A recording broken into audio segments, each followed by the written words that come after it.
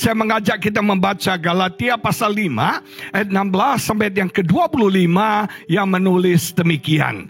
Maksudku ialah hiduplah oleh roh, walk habitually in the Holy Spirit, berjalanlah dengan Roh Kudus, maka kamu tidak akan menuruti keinginan daging. Sebab keinginan daging berlawanan dengan keinginan roh, dan keinginan roh berlawanan dengan keinginan daging, karena keduanya bertentangan, continually in conflict, selalu bertentangan dan selalu berlawanan, sehingga kamu setiap kali tidak melakukan apa yang kamu kehendaki. Akan tetapi jikalau kamu memberikan dirimu dipimpin oleh roh, maka kamu tidak hidup di bawah hukum Taurat. Perbuatan daging telah nyata, yaitu percabulan, kecemaran, hawa nafsu, penyembahan berhala, sihir, perseteruan, perselisihan, iri hati, amarah, kepentingan diri sendiri, percideraan, roh pemecah, kedengkian, kemabukan, pesta pora, dan sebagainya. Terhadap semuanya itu kuperingatkan kamu, seperti yang telah kubuat dahulu, bahwa barang siapa melakukan hal-hal yang demikian, ia tidak akan mendapat bagian dalam kerajaan Allah. Tetapi buah roh, saudara, bukan buah-buah roh ya, tapi buah roh singular, bukan plural. Dikatakan tetapi buah roh ialah kasih, sukacita, damai sejahtera, kesabaran, kemurahan, kebaikan, kesetiaan, kelemah lembutan, dan penguasaan diri. Tidak ada hukum yang menentang hal-hal itu.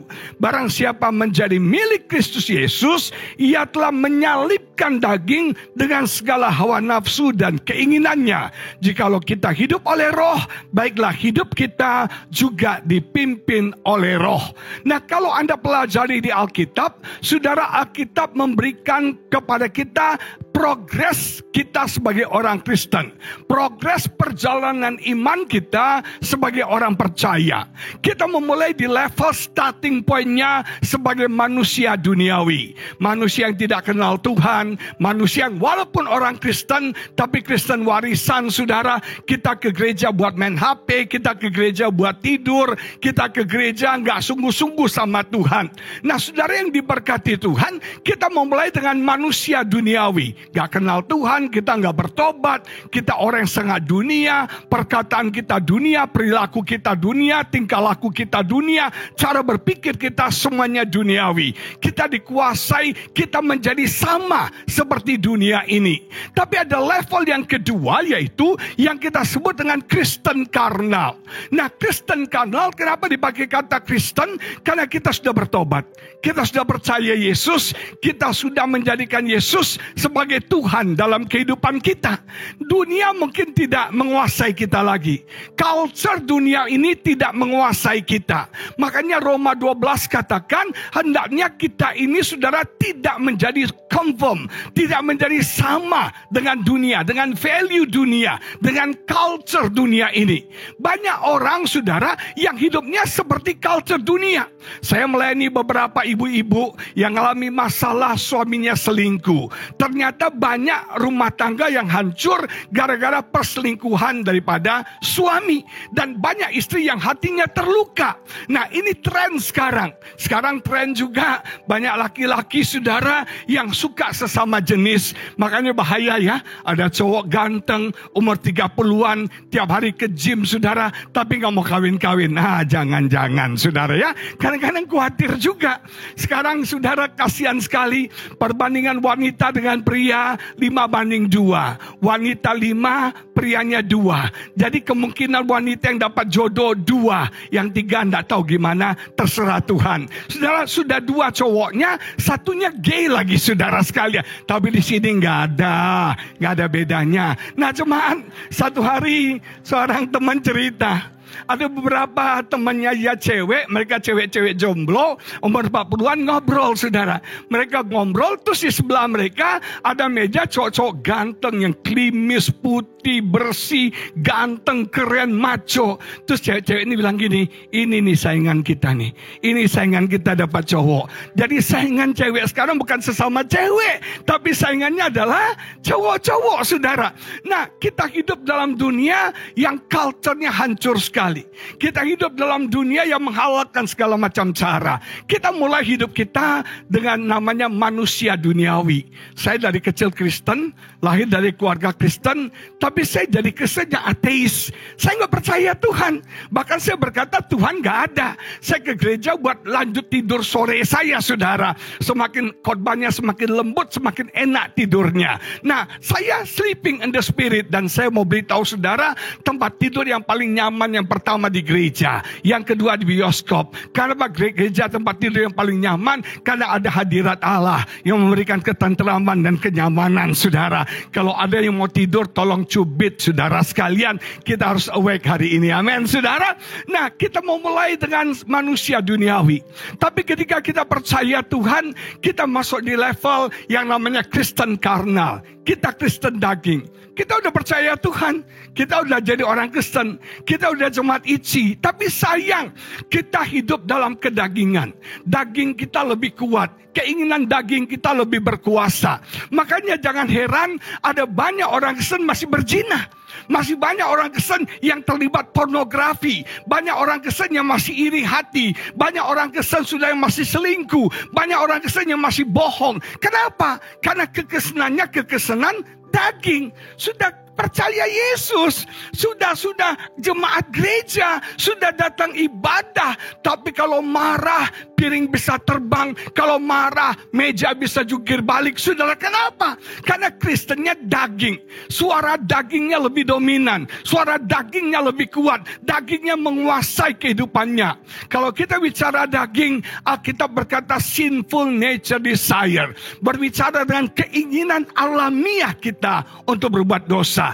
Akibat dari dosa Adam dan Hawa, kita mewarisi tabiat dosa, kita mewarisi perilaku dosa.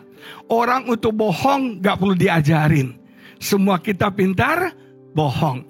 Dari anak kecilnya pintar bohong, apalagi mamanya, saudara, pasti profesornya, betul nggak? Nah, jemaat yang diberkati, saudara, orang untuk berzina nggak usah diajarin, orang untuk marah nggak usah diajarin. Ada banyak orang Kristen yang mengikuti karnalnya, yang mengikuti dagingnya, dan ini struggle banget. Di satu sisi kita ingin hidup benar, di satu sisi kita ingin hidup kudus, di satu sisi kita ingin melakukan hal yang Tuhan mau. Tapi seringkali daging menghalangi. Terjadi konflik dalam batin kita antara daging dan roh. Betul nggak? Saya dulu bergumul. Salah satu keinginan daging yang kuat dalam hidup saya adalah amarah. Saya tipe orang yang kolerik, saudara. Orang kolerik itu pemarah, emosional, gampang tersulut emosinya. Orang yang kolerik itu perfeksionis, syaraf teganya putus, saudara. Gak ada kemurahan hati, gak ada kelemah lembutan. Kalau ngomong juteknya minta ampun. Istri saya bilang, kamu kalau ngomong ya, kayak pisau tusuk jantung saya, dikorek-korek, kasih jeruk nipis. Pedis banget, kata istri saya. Orangnya gak pernah mikirin perasaan orang lain, gak pernah mikirin akibatnya. Saya jutek, saya perfeksionis, saya emosional, saya pemarah. Dan jujur, yang jadi sasaran kemarahan saya adalah istri saya. Saya orang Kristen, tapi saya hidup dalam kemarahan. Saya dikendalikan oleh kemarahan, saya dikuasai oleh kemarahan. Saya tahu itu masalah. Saya ingin sabar, sampai saya mau pindah ke Solo, saudara. Karena setahu saya orang Solo tuh sabar-sabar. Ojo tengono telale. Kalau saudara ke Solo, begitu Anda sampai di airport Adi Sumarno, saudara tahu ya, untuk ambil bagasi kan ada ban itu ya, ban berjalan itu ya. Kalau di Solo tuh pelan. Begitu Anda tiba di sana, brung, mesti tarik cepat-cepat. Kalau di Solo alon-alon, asal kelakon. Saya pikir gue pindah ke Solo kali ya, baru gue bisa sabar. Atau saya ganti nama dari Sabar Lutan, saudara. Ada teman saya namanya Sabar Menanti Huta Galung, tapi orangnya gak sabaran banget, saudara. Saya bergumul, saya tahu marah itu gak baik. Marah itu membuat saya melukai hati istri saya. Marah membuat saya bisa kehilangan berkat-berkat Tuhan dalam hidup saya. Musa itu kenapa gak bisa masuk tanah Kanaan? Tahu gak, saudara? Kenapa? Penyebabnya emosional, penyebabnya marah. Masih ingat saudara, Musa itu waktu dia sebelum dipilih oleh Tuhan, dia pergi ke kampung orang Israel. Dia melihat ada orang Mesir menganiaya orang Israel. Apa yang dia lakukan? Dia dengan emosi, dia membunuh orang Mesir. Dia pemarah, dia bunuh orang Mesir, saudara. Dia bunuh orang Mesir, akibatnya dia jadi fugitif, dia jadi pelarian di Midian. Saudara sekalian, Musa bergumul dengan kemarahannya. Masih ingat ketika dia naik gunung Sinai, berjumpa dengan Tuhan, Tuhan ukir hukum Tuhan kepada Musa. Ketika itu bangsa Israel dipimpin oleh Harun, mereka membuat patung anak lembu emas dan mereka menari telanjang, saudara, mengelilingi patung itu. Mereka menyembah berhala. Saudara, Tuhan marah dan Musa juga marah. Dia lemparkan loh batu yang sudah diukir oleh tangan Tuhan. Masalah kemarahan. Sampai waktu terakhirnya, waktu bangsa Israel ngomel minta air, haus. Dia datang, Tuhan, ini bangsamu ini jugul banget, keras kepala banget. Tuhan, ini gimana Tuhan? Tuhan bilang, kamu berkata kepada batu karang. Kamu berkata kepada batu karang, maka batu karang akan mengeluarkan air. Musa bukannya berkata, dia tidak taat. Dia memukul batu karang dengan tongkatnya. Berapa kali? Kalau tes masuk surga ditanya sama malaikat, sebutkan berapa kali Musa memukulkan tongkatnya. Saudara nggak masuk surga semua loh. Tapi bersyukur kita masuk surga karena kasih karunia pengorbanan Yesus bagi setiap kita. Amin. Nah, jemaat yang kok nggak ada yang tepuk tangan sih? Jemaat yang diberkati, dia bukannya berkata, dia malah tidak taat. Alkitab berkata dia memukul dengan tongkatnya 2 kali. Dengan emosi. Dan Alkitab berkata, Tuhan bilang, hambaku Musa, kamu tuh pemarah. Dan karena kemarahanmu, kamu tidak bisa masuk ke tanah perjanjian. Ironis ya. Dia yang pimpin bangsa ini menuju ke tanah Kanaan. Itu kan impian orang Israel, tanah Kanaan. Tanah Kanaan yang berlimpah-limpah dengan susu dan madu. Tanah yang diberkati. Itu impian mereka. Dan Musa yang memimpin mereka, saudara. Tapi sayang, karena emosi, dia kehilangan berkat. Dia kehilangan kesempatan. Dan saya tahu pasti itu. Saya benar-benar ingin bisa mengendalikan amarah saya. Satu-satunya cara saya bisa mengendalikan amarah saya ketika hidup saya dipimpin oleh Roh Kudus. Ketika hidup saya dikuasai Roh Kudus, saya harus menyerahkan, surrender emosi saya, minta dikendalikan Roh Kudus. Dan tahukah saudara, Roh Kudus mengubah hidup saya, dan Roh Kudus yang sama akan mengubah hidup setiap kita. Amin, saudara. Makanya jangan heran ada orang Kristen yang pemarah.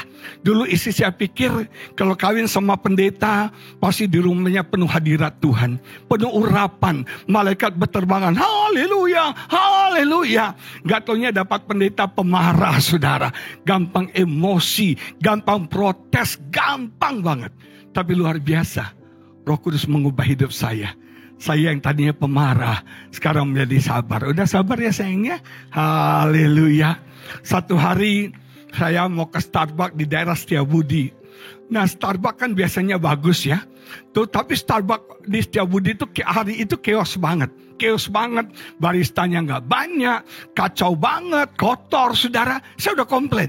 Saya ini komisi hak asasi manusia seharusnya, saudara. Gampang komplain, gampang protes. Selalu berpikir hak saya sebagai warga negara. Hak saya sebagai ini, hak saya. Jadi begitu saya ngantri di Starbucks tuh, saya udah ngomel. Saya udah protes, saya udah mau komplain. Saya udah siapkan peluru saya. Begitu sampai di depan barista, saya akan bilang, Pak, udah siap nih. Tapi saudara, Roh Kudus menjamah hati saya.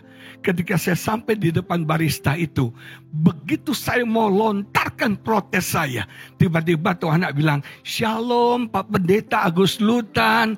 Itu marah saya dari 100 turun dari 0, saudara. Rupanya dia kenal saya. Terus saya tanya, kamu kok bisa kenal saya? Saya ngefan banget sama Bapak. Lemas saya langsung. Lemas saya, saudara. Saya bilang dalam hati saya, terima kasih Roh Kudus. Untung saya nggak jadi marahin dia. Coba kalau saya marahin dia, saya komplain dia, jelek banget image-nya. Tuh ada pendeta tuh datang ke Starbucks, ngomel-ngomel, ngoceh-ngoceh, marah-marah. Gua diserang habis katanya. Aduh, nggak jadi kesaksian. Tapi Roh Kudus mengubah hidup saya. Roh Kudus menjamah hidup saya. Dan saya mau beritahu saudara, Roh Kudus bisa menjamah hidup setiap kita.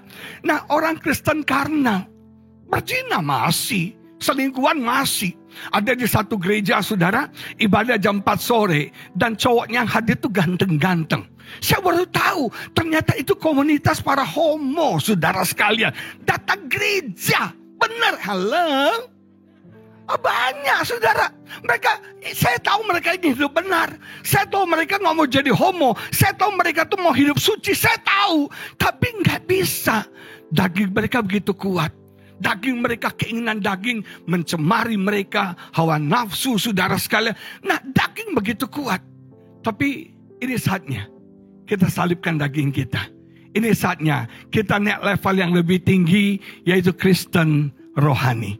Ada berapa jemaat yang mau jadi Kristen rohani?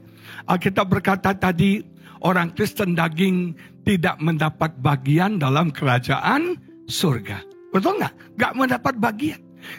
Daging dan roh itu berontak terus. Daging dan roh itu struggle, konflik terus menerus, saudara.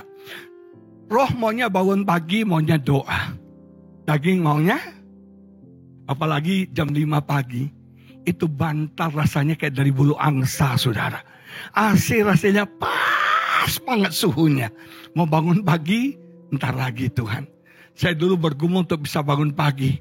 3 beker alarm saya buat, saudara. 4.50, 4.55, jam 5. 3-3-nya mati, saya masih ngorok, saudara sekalian. Saya mau beritahu saudara. Betul nggak? Roh maunya puasa. Daging maunya makan. Gimana mau puasa? Begitu di ruangan sudah ada lontong sayur dan bakmi, saudara. Betul nggak, saudara? Makanya pendeta tuh dosanya makan tamcia. Makanya pendeta banyak kolesterol, banyak stroke, serangan jantung, saudara. Kenapa? Cuma saking sayangnya kasihnya makan.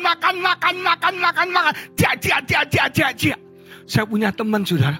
Itu nggak bisa kendalikan nafsu makan. Sudah tua, darah tinggi, hobi makan kambing. Kita bilang, Om, kambing itu bikin darah makin tinggi. Dia bilang, gak usah takut, darah Yesus lebih tinggi lagi, saudara. Ada teman saya nih, hobi makan babi. Hari ini babi rica, babi panggang, babi kecap, babi gulai, babi asap, semua babi. Sampai mukanya baunya kayak, sudah yang bilang bukan saya ya. Nah, jemaat yang diberkati. Ini saatnya kita kalahkan daging kita. Kita salibkan daging kita. Kita sangkal daging kita. Amin. Konflik itu. Saudara, daging roh maunya ada acara 60 minute worship. Daging maunya nonton menangis. Masih ada gak sih ya? Oh, masih ada ya? Gak habis-habis ya. Istri saya bilang gak ada gunanya nonton itu. Selalu suaminya selingkuh, istrinya tabrakan. Selalu begitu-gituan tuh. Udah tahu ceritanya. Tapi ibu yang senasib suka ngalami itu kan. Nah, saudara, kita harus salibkan daging kita. Kita harus masuk ke level Kristen rohani, di mana hidup kita dipimpin Roh Kudus. Hidup kita dipenuhi Roh Kudus. Kita kan bisa dikuasai Roh Kudus kalau kita connect dengan Dia. Kalau kita konsisten dengan Dia. Hanya dekat dengan Roh Kudus. Hanya ketika kita memberikan hidup kita. Kita surrender. Kita memberikan Roh Kudus menguasai hidup kita. Kita memberikan Roh Kudus memimpin hidup kita. Kita memberikan Roh Kudus, saudara, kesempatan menguasai hidup kita. Di situ buah roh akan muncul. Buah roh akan muncul. Buah roh itu akibat ya. Buah roh itu hasil daripada koneksi dengan Roh Kudus, hasil konsistensi dengan Roh Kudus. Makanya orang suka tanya, Pak, apa bedanya dibaptis Roh Kudus dengan penuh Roh Kudus? Dibaptis Roh Kudus pengalaman sekali aja. Anda dibaptis, tapi dipenuhi Roh Kudus pengalaman setiap waktu dalam hidup kita sebagai orang percaya. Bukan tiap hari loh, setiap waktu. Contohnya, saudara tahu sponnya? Spon itu dimasukkan ke dalam air, itu proses namanya baptisan Roh Kudus. Dimasukkan ke dalam air, itu Roh Kudus, dimasukkan spon, kita di spon, dimasukkan. Nah, proses dipenuhi Roh Kudus adalah lama-lama kan air itu masuk dalam spon itu. Lama-lama air itu menguasai spon itu. Itu yang namanya penuh Roh Kudus. Artinya apa? Kita dibaptis Roh Kudus, kita dicemplungin dalam Roh Kudus. Tapi proses Roh Kudus menguasai kita, proses Roh Kudus menaklukkan hidup kita, proses Roh Kudus mengendalikan hidup kita, itu tergantung kita mau atau tidak. Tergantung kita surrender atau tidak. Tergantung kita mau menyerah atau tidak. Nah saudara, kita harus masuk mengalami kepenuhan Roh Kudus senantiasa dalam hidup setiap kita. Dan itu butuh koneksi. Makanya Paulus katakan fellowship with the Holy Spirit. Persekutuan dengan Roh Kudus. Persekutuan itu artinya komunikasi. Saudara percaya nggak Roh Kudus berbicara kepada setiap kita? Roh Kudus itu luar biasa. Kita butuh dia dalam hidup kita. Yesus bilang, it is the best for you. Yang terbaik buat kamu. Bukan cuma berguna loh. Yang terbaik buat kamu, aku pergi kepada Bapa. Kalau tidak, Roh Kudus tidak akan diberikan. Kita butuh Roh Kudus sebagai sahabat kita. Kita butuh Roh Kudus sebagai penasehat kita. Kita butuh Roh Kudus sebagai penolong kita. Kadang-kadang kita mau buat keputusan gak tahu mau pilih yang mana. Saudara tahu penyebab orang stres sekarang? Karena begitu banyak pilihan. Zaman saya kecil dulu, setahu saya sabun cuci cuma sabun ekonomi. Tapi sekarang sabun cuci mereknya macam-macam. Dulu saya remaja, sabun mandi yang terkenal Lux, sabun kecantikan, bintang-bintang film internasional. Cewek yang mandi pakai Lux rasanya seperti Tamara Blesensky, Sofia Lachuba, Cindy Crawford, karena itu ikonnya dulu, modelnya. Saudara, tapi sekarang merek sabun mandi banyak banget. Mau pakai susu, mau pakai kopi, mau pakai gula aren. Mungkin ada nanti, betul gak? Saudara, banyak pilihan. Karena banyak pilihan kita jadi bingung. Nah sekarang ini kita butuh Roh Kudus. Menunjukkan yang terbaik buat kita. Kita butuh Roh Kudus menentukan yang tepat bagi hidup setiap kita. Saya waktu masih muda, yang ngefans sama saya banyak banget saudara. Oh, kok Anda gak yakin gitu ya? Banyak yang bilang saya mirip Lee Min Ho, Andy Lau gini ya. Nah saudara, yang ngefans sama saya banyak banget. Benar. Dari yang intelektual, yang punya kepribadian, pabrik pribadi, deposito pribadi, sampai yang aneh-aneh juga banyak yang naksir sama saya. Fans terberat saya, para oma-oma saudara. Nah jemaat yang diberkati, saking banyaknya ngefans saya sampai bingung. Tapi saya menyerahkan kepada Roh Kudus jodoh yang terbaik buat saya. Dan tepat pada waktunya, saya menunggu hampir 18 tahun.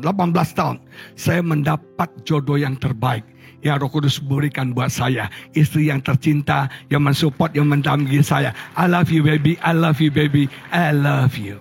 Benar saudara. Roh Kudus gak pernah salah pilih. Yang jomblo-jomblo, hati-hati ya. Serahkan sama Tuhan jodoh yang terbaik. Jangan, saudara umur 17 kita berkata siapa gue. Umur 27 siapa dia. Umur 47 siapa aja. Jangan saudara ya. Kita harus minta Roh Kudus yang pimpin yang terbaik buat kita. Jangan saking frustasi putus asa. Nanti kau bilang orang yang pertama ketemu di parkiran itulah jodohku. Jangan dapatnya tukang parkir nanti saudara. Amin. Percayalah jodoh yang terbaik akan datang buat setiap kita. It coming soon saudara. Amin. Yang jomblo langsung tepuk tangan happy gitu ya. Nah saudara, Roh Kudus itu penolong kita. Di saat saya lemah, dia menghiburkan saya. Dia menguatkan saya. Anda pikir saya sebagai pendeta pernah down? Nggak down. Pernah frustasi? Nggak pernah. Pernah kecewa? Nggak pernah. Tapi Roh Kudus menghibur saya. Satu hal yang saya kagum, Roh Kudus mengubah hidup saya. Dia mengubah karakter saya. Dia mengubah kebiasaan saya. Dia mengubah saya. Dan satu hal yang saya kagum, Roh Kudus itu menginsyafkan kita akan dosa. Saudara, kita manusia punya dosa, punya kesalahan. Dan dia menginsyafkan kita, dia menempelak kita, dia mengkonflik dosa kita. Dalam terjemahan aslinya kata menginsyafkan itu menerangi yang gelap. Menerangi yang tersembunyi, mengekspos. Tahukah saudara, Roh Kudus mengekspos semua kelemahan kita. Roh Kudus mengekspos semua dosa-dosa kita. Yang selama ini kita sembunyikan. Yang selama ini Pak Jojo, Bu Heni gak tahu. Yang selama ini orang gereja gak tahu. Saudara, Roh Kudus tahu. tahu. Dan dia nggak bisa kompromi sama dosa. Dia akan terangi, dia akan expose, dia akan bongkar, saudara. Itu Roh Kudus supaya hidupmu jadi lebih baik. Nama Tuhan dipermuliakan. Amin. Satu hari saya melayani di Surabaya. Yang saya katakan tadi, komunitas ibu-ibu yang korban suaminya selingkuh. Sampai mereka punya trik-trik jitu menghadapi siasat pelakor, saudara. Saking profesionalnya. Nah, satu hari kita ngobrol, seorang ibu cerita. Dia punya suami bucin banget sama dia. Bucin banget. Setiap sore selalu pulang ke rumah. Jam 5 sudah di rumah, gak keluar malam lagi. Gak keluar. Kalau makan sama istrinya, semua tungguin istri.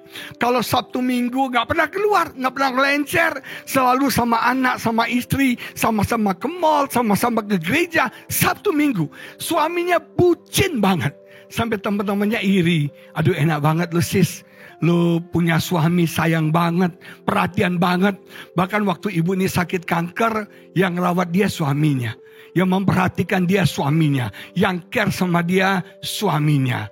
Bayangkan bucin banget. Satu hari dia shock berat. Suaminya ternyata mengalami serangan jantung.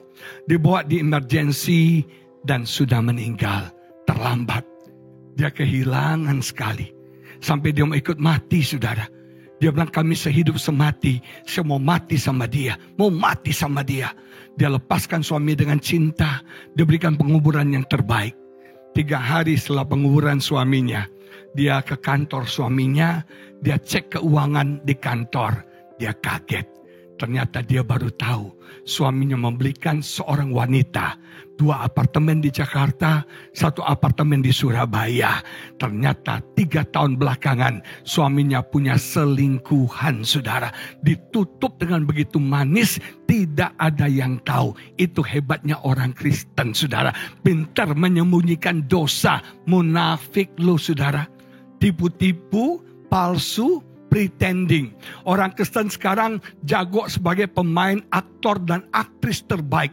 Dramanya jago banget. Lihat media sosial orang Kristen. Suami istri rukun, harmonis, tepuk-tepuk dada. Aduh, romantis banget. Gak taunya di rumah piring juga terbang, saudara. Maki-maki juga keluar, gak ada yang tahu.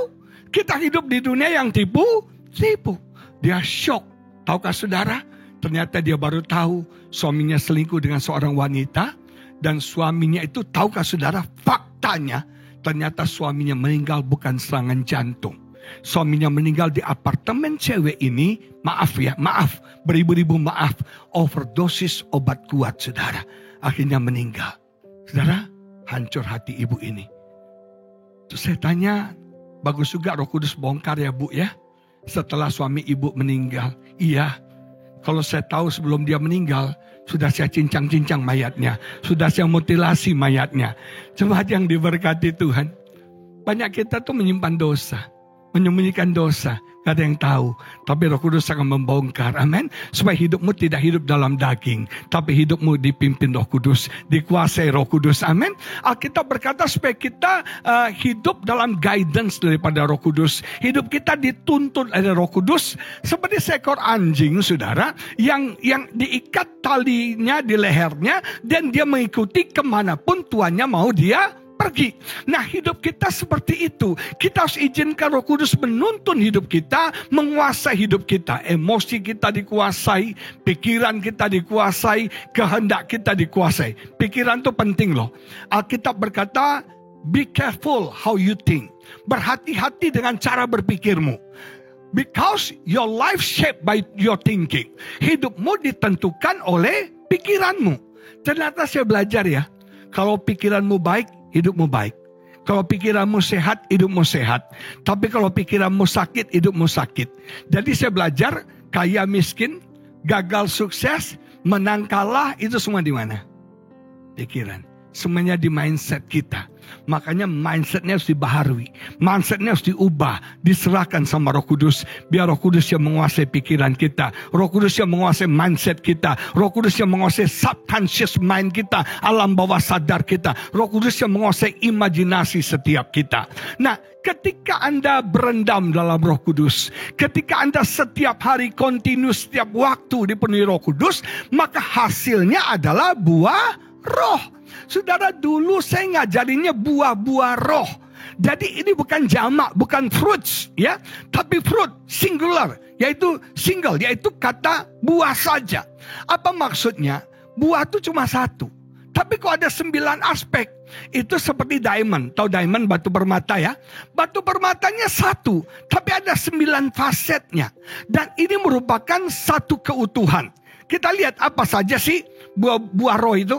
Jangan bilang buah-buah ya. Apa saja buah lagi. Apa saja buah roh itu? Buah roh itu yang pertama adalah dikatakan apa? Kasih. Yang kedua apa? Sukacita. Yang ketiga apa? Damai sejahtera, kesabaran, kemurahan, kebaikan, kesetiaan, kelemah lembutan, dan penguasaan diri. Ini satu buah dengan 9 aspek. Artinya apa? Gak bisa dipisahkan. Ini satu kesatuan. Nah, kita kan suka bilang ini kan. Kita suka bilang, Pak, orangnya optimis banget loh, Pak. Orangnya sukacita banget. Orangnya positif banget, Pak. Tapi sayang Pak Agus, orangnya gak lemah lembut. Orangnya kasar. Positif sih positif. Orangnya happy sih happy. Tapi orangnya gak lemah lembut. Kalau janji gak pernah tepati. Nah, saudara sekalian, ini bukan buah roh. Orang yang punya buah roh itu adalah orang yang sukacita tapi juga lemah lembut. Kalau orang itu cuma sukacita tapi gak lemah lembut, itu karakter. Dengar ya, ada orang yang karakternya sanguin. Orang sanguin itu rame, temennya banyak, pintar ngomong, pintar jualan. Orang sanguin cocok dari marketing, saudara. Dia bisa jual kulkas di kutub utara. Orang gak pengen beli bisa beli sama orang sanguin. Pintar ngomong, apa kabar lu Tri? Wah keren lo. Ayo ngumpul yuk, habis ini kita ngopi-ngopi ya. Kita ngopi di bawah ya. Dia ajar rame-rame ngopi. Dia gak tahu siapa yang bayar, saudara sekalian. Orang sanguin pemboros, gak punya budget, gak punya schedule. Kalau Anda janjian sama orang kolerik janji jam 9, setengah 9 dia sudah nongol. Janjian sama orang sanguin jam 9, besok baru dia nongol kalau dia ingat, saudara. Makanya kalau orang sanguin berikan janji, jangan masukin di hati. Anda akan kuciwa baby. Anda akan kecewa. Nah, ada banyak orang sukacita. Orang sanguin itu optimis, pintar ngomong. Kalau ngomong kita bisa tertawa, terbahak-bahak. Tapi ternyata dia punya kelemahan. Orangnya gak tekun. Orangnya gak setia. Kalau saya gambarkan, orang sanguin itu montir medan. Terima bongkar, gak terima pasang, saudara.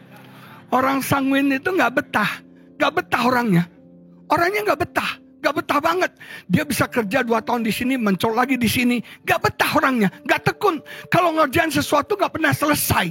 Careless orangnya. Nah, itu kan karakter. Itu bukan buah roh. Kalau buah roh tuh dia punya sukacita, tapi dia juga punya yang namanya lemah lembut. Kita kan suka ngomong gini, ada orang Pak, saya suka orang itu. Orangnya baik banget Pak. Baik banget. Tapi sayang ya, dia pemarah, dia emosional. Saya dulu begitu, orang saya baik loh. Saya ini orangnya baik banget, saudara. Tapi pemarah, itu bukan buah roh. Orang yang punya buah roh, dia baik, tapi dia juga bisa menahan marahnya. Halo? Kalau itu cuma karakter. Baik itu karakter. Saudara, ada orang yang tipenya plekmatis. Orang plekmatis itu acu bebe. Masa bodoh, saudara. Orang plekmatis itu kalau orang kolerik kan ya ketahuan pemarah, emosional, orangnya tiganya tinggi, gak ada lemah lembutnya, ngomong jutek, gak ngerti perasaan orang. Itu orang kolerik. Tapi orang kolerik cocok jadi leader, cocok jadi pemimpin. Ketus kalau ngomong, perfeksionis. Kalau dapat cewek kolerik lebih baik gak kawin, saudara sekalian, betul gak? Itu kata Pak Teddy loh, saudara ya. Nah, coba yang diberkati Tuhan. Benar. Tapi orang kolerik, bukan cewek ya. Orang kolerik itu leader, pemimpin, eksekutor, cepat ambil keputusan. Orang sanguin gak pernah buat keputusan. Yang penting happy sudah. Hidupnya cuma happy, pleasant, ngumpul, ngopi, ngobrol sampai malam. Oh, senang banget. Tapi ada tipe yang plekmatis, yang emosinya do aja. Dia marah do, dia senang do, dia lapar do, dia kenyang do, nadanya do. Ada orang yang kita nggak bisa tebak dia. Suka atau enggak nih orang?